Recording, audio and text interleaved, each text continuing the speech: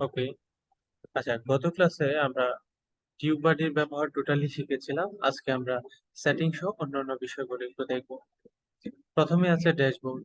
আমরা ড্যাশবোর্ডের ইন্টারফেসটাতে যদি যাই, আমাদের ড্যাশবোর্ডে ঢোকার পর আমাদের ভিডিও আপলোড এই অপশন গুলো দেখাচ্ছে। আমরা যদি আপলোড করতে চাই, এখান থেকে আপলোড কিভাবে করবো সেই ব্যাপারটা আমরা এখান থেকে ক্লিক করলেই আপলোডের জন্য আমাদের কাছে ভিডিও চাইবে, আমরা এখানে ক্লিক করে ফাইলে চলে যেতে পারবো। খুবই সিম্পল একটা ব্যাপার।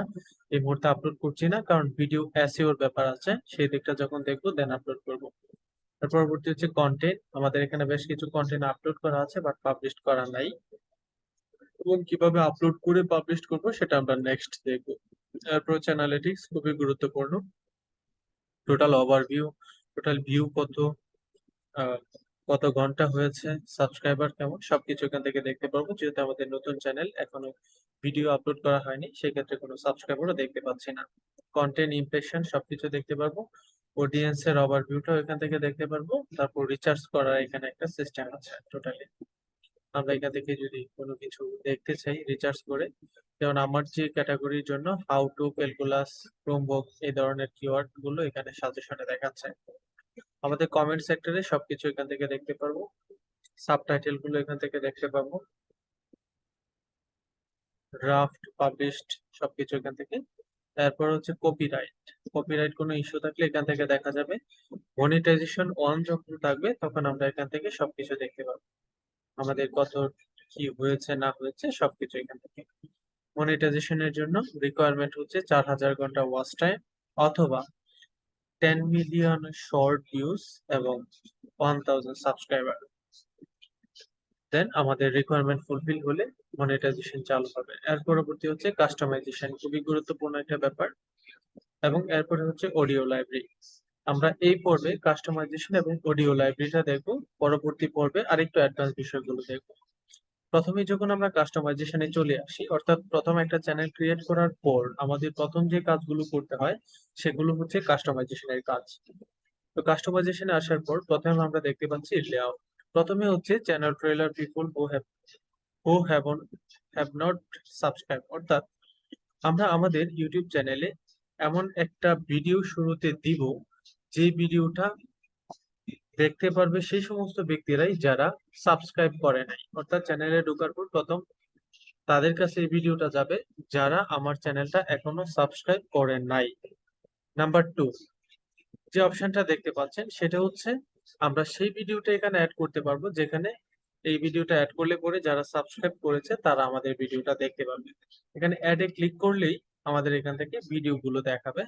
যেহেতু আমার এখানে কোনো একটা ভিডিও এখনো আপলোড করা নাই, যার জন্য আমরা আমাদের এই বক্স থেকে সবকিছু খালি দেখতে পাচ্ছি। ভিডিও থাকলে আমরা এখান থেকে সিলেক্ট করে দিতে পারতাম। আচ্ছা, এরপরে হচ্ছে আমাদের এই চ্যানেলটার হোম মেনুতে যখন কেউ ঢুকবে তখন আমাদের চ্যানেলে প্রথম কোন ভিডিওগুলো শো করবে।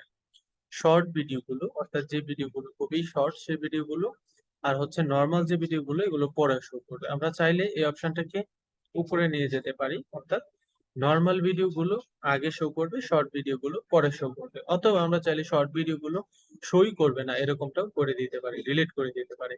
অথবা আমরা এখান থেকে অ্যাড সেকশনে ক্লিক করে কোন ভিডিওগুলো আগে দেখাবো সেটা আমরা এখানে অ্যাড করে দিতে পারি। যেমন পপুলার ভিডিও, যে ভিডিওগুলো সবচেয়ে বেশি জনপ্রিয় হয়েছে সেই ভিডিওগুলো মানুষ দেখবে। এই যে পপুলার ভিডিওটা আসলে পপুলার ভিডিও অপশনটা উপরে নিয়ে গেলাম।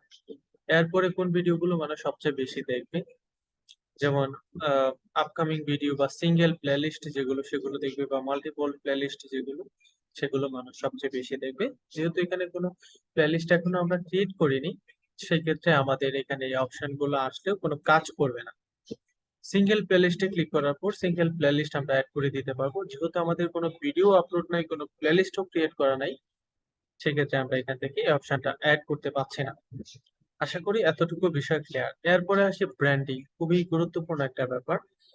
আমাদের প্রথমত চ্যানেলের জন্য একটা ছবি বা একটা ভিডিও, সরি একটা ইমেজ, পিকচার, যেটাকে আমরা লোগো ব্যবহার বলে থাকি, সেটা অ্যাড করতে হবে। আমি অলরেডি এখানে অ্যাড করে দিয়েছি। চেঞ্জে ক্লিক করলে চেঞ্জ করতে পারবো। এবং এখানে ব্যানার ইমেজ, ব্যানারটা তৈরি করে আমরা এখান থেকে আপলোড করতে পারবো। এবং ব্যানারের সাইজ হবে 2048 বাই 1152 পিক্সেল, এবং এটা অবশ্যই সর্বোচ্চ 6 MB এর সমান বা এর নিচে হতে হবে। এটা খুবই সিম্পল। এর পরবর্তীতে হচ্ছে ভিডিও ওয়াটারমার্ক। এখানে আমরা আমাদের ভিডিওর জন্য একটা ওয়াটারমার্ক অ্যাড করতে পারবো। এটার জন্য আমরা আপলোডে ক্লিক করে ওয়াটারমার্কটা অ্যাড করে দিচ্ছি। আমি আপলোডে ক্লিক করে আমরা আমাদের চ্যানেলের জন্য একটা ওয়াটারমার্ক অ্যাড করে দিচ্ছি। এই যে এটা একটা ওয়াটারমার্ক অ্যাড করে দিচ্ছি। ওয়াটারমার্ক অ্যাড করার ক্ষেত্রে সবাই যে সতর্ক থাকবেন সেটা হচ্ছে ওয়াটারমার্কের যে আপনি লোগোটা ব্যবহার করবেন সেটা ব্যাকগ্রাউন্ডে যেন কোনো কিছু না থাকে। আচ্ছা, এখন প্রশ্ন হচ্ছে এই ওয়াটারমার্কটা কখন শো করবে? এই ওয়াটারমার্ক মেইন হচ্ছে আপনার চ্যানেল সাবস্ক্রাইব করার জন্য এটাতে ক্লিক করলে চলে আসবে। এন্ড অফ দ্য ভিডিও শেষে কাস্টম স্টার্ট টাইম, অর্থাৎ আমরা একটা নির্দিষ্ট টাইমে এটা অন অফ করতে পারবো। যেমন এখান থেকে ভিডিওর কত সেকেন্ড থেকে শুরু হবে, কত সেকেন্ড পর্যন্ত হবে, এটা একটা কাস্টম করা যাবে। আমরা এটা না করে এন্টায়ার ভিডিওর ফুল ভিডিওতে আমাদের এটা থাকবে, এটা করে দিলাম। টোটালি আমাদের এই কাজগুলো কমপ্লিট, দেন এবার পাবলিশে ক্লিক করলে পাবলিশড হয়ে যাবে। তবে এর আগে আমরা বেসিক ইনফরমেশন গুলো আবার একটু দেখে আসছি। প্রথমত হচ্ছে আমাদের চ্যানেল নেম। আমাদের চ্যানেল নেমটা একটু দেখলাম, চ্যানেলের নেম। তারপর হচ্ছে চ্যানেলের আমাদের হ্যান্ডেল নেমটা যেটা সেটা, যেমন কেউ যদি সার্চ করে youtube.com/অনার্সক দেন এটা চলে আসবে। এবার চ্যানেল সম্পর্কে একটু বিস্তারিত ব্যাখ্যা যদি দেওয়া হয় এখানে আমরা দিয়ে দিব। এরপর হচ্ছে আমাদের চ্যানেল কন্টিনিউ করার জন্য, মানে অ্যাডমিন প্যানেল থেকে কন্টিনিউ করার জন্য যে চ্যানেলের লিঙ্কটা আছে সেটা হচ্ছে এটা, অর্থাৎ চ্যানেল ইউআরএল। আচ্ছা, এরপর হচ্ছে আমরা আমাদের চ্যানেলে যদি কোনো সোশ্যাল মিডিয়া অ্যাড করতে চাই সেটা অ্যাড করতে পারবো, এবং আমাদের চ্যানেলের সাথে কেউ যদি যোগাযোগ করতে চায় তাহলে তাদেরকে যোগাযোগ করার জন্য যে মেলটা দিয়ে দিব সেটা এখান থেকে দিয়ে দেওয়া হয়। আমরা আমাদের চ্যানেলের সাথে যদি কেউ কখনো যোগাযোগ করতে চায় তাহলে আমাদের যে মেলটা আছে সেই মেলটা আমরা এখান থেকে কি করব, অ্যাড করে দিব। এই জন্য আমরা আমাদের এই মেলটা এখানে অ্যাড করে দিচ্ছি।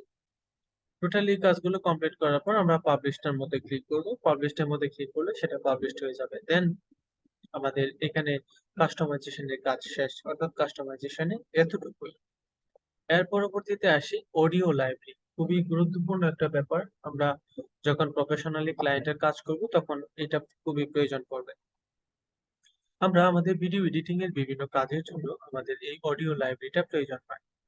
অডিও লাইব্রেরিতে আমরা ঢোকার পর এখান থেকে তিনটা অপশন দেখতে পাচ্ছি, এবং এখান থেকে ফিল্টারিং এর অপশন রয়েছে। আচ্ছা, এখানে ফিল্টারিং অপশনে ক্লিক করার পর এখানে দেখেন attribution not required, attribution required. এই ব্যাপারটা একটু গুরুত্বপূর্ণ, এটা নিয়ে একটু আলোচনা না করলেই নয়। আমরা যখন অ্যাট্রিবিউশন রিকোয়ার্ডে ক্লিক করব তখন আমাদের সামনে যে মিউজিক গুলো চলে আসবে, এই মিউজিক গুলো যদি আমি কোনো জায়গায় কোনো কাজে ব্যবহার করি তাহলে এই মিউজিকের ওনারের ইনফরমেশন এবং মিউজিকের সকল ইনফরমেশন গুলো আমাদের ভিডিও ডিসক্রিপশনে কিন্তু দিতে হবে, অর্থাৎ ক্রেডিট দিতে হবে। যদি ক্রেডিট না দেন তাহলে যে কোনো সময় কপিরাইট ধরে আপনার ভিডিও থেকে মিউজিকটা তো রিমুভ হবেই না, বরং ভিডিওটা রিমুভ হয়ে যাবে। অর্থাৎ এইখানে আপনাকে ক্রেডিট দিতে হবে। আচ্ছা, এই যে প্রত্যেকটা সিসি দেওয়া দেখতে পাচ্ছেন, ক্রেডিট। এবার আমি যখন এইটা ইউজ না করে আমরা যখন নট রিকোয়ার্ড এটাতে ক্লিক করব তখন দেখেন এই যে একটাতে কিন্তু সিসি নেই, লাইসেন্স টাইপ ইউটিউব অথরিটি কর্তৃক, এটাতে কাউকে কোনো কিছু দিতে হবে না।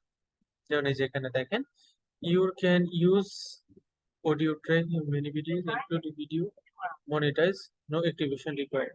এখানে আপনি মনিটাইজ পাবেন, কোনো ধরনের কোনো প্রবলেম নাই। যদি আমরা এটা ইউজ না করে এইটা করি তাহলে দেখবেন মনিটাইজেশনে ঝামেলা হবে। এই যে এখান থেকে দিতে হবে, এই যে ক্রিয়েটিভ কমন, এখানে use track video include video monetize হাওয়ার ভিডিও ডিসক্রিপশন, এই যে লিখে দিতেছে ভিডিও ডিসক্রিপশনে একটু বিষয় সম্পর্কে সবকিছু লিখে দিতে হবে, বা ভিউ ডিটেলসে গেলে আপনি সব দেখতে পাবেন। আচ্ছা, এই গেল একটা ব্যাপার, এটা হচ্ছে খুবই গুরুত্বপূর্ণ একটা ব্যাপার। আবার সে সাউন্ড এফেক্টের ক্ষেত্রে আমরা বিভিন্ন ধরনের সাউন্ড এফেক্ট এখান থেকে পাবো। আর এখান থেকে আমরা এভাবে না দিয়েও বিভিন্ন ভাবে একটু সার্চ করতে পারি, যেমন স্যাড মুড, স্যাড লিখে যখন সার্চ করব, অর্থাৎ স্যাড মুড রিলেটেড যে ধরনের মিউজিক গুলো প্রয়োজন হয় সবগুলো এখানে চলে আসছে। এবার আমরা এখান থেকে এখানে কিন্তু আহ দুইটা অ্যাট্রিবিউট নট রিকোয়ার্ড রিকোয়ার্ড দুইটাই আছে। আমরা যখন এখানে নট রিকোয়ার্ডে ক্লিক করব তখন আর একটু ফিল্টারিং হয়ে এসবগুলো এখান থেকে চলে আসবে।